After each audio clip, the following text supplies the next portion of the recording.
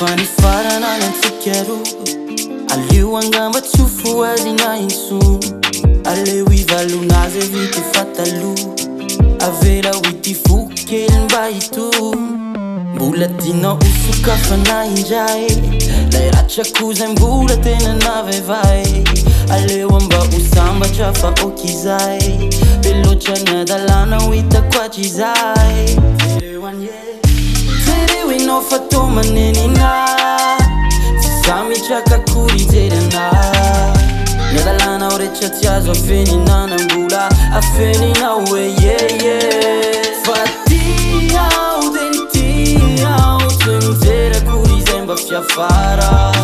fa ny tiao ka ny tiao sy hitanao akory ny ezaka natao fa nambola tianao aratsy anahitry ho simbainao fa ny ndrony zay ataotsay fa ny tiao de ny tiao mbola tia fa aleo enao fafay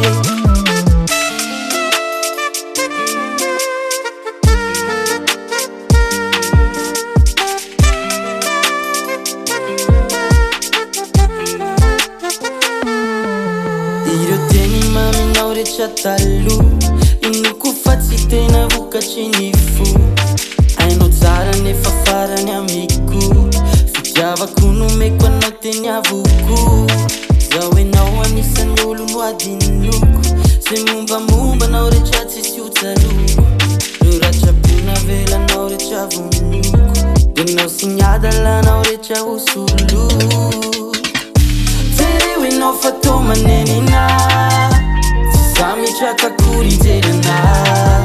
ny adalanao rehetra tsy azo afeninanam-bola afeninao hoe yeye fa tiao de ny tiao tsy mijery akory izay mba fiafara fa ny tiao ka ny tiao sy hitanao akory ny ezaka natao fa nambola tianao aratsy anahitry ho simbainao fa ny ndrony zay ataotsay fa ny tiao de ny tiao mbola tia fa aleo enao fafay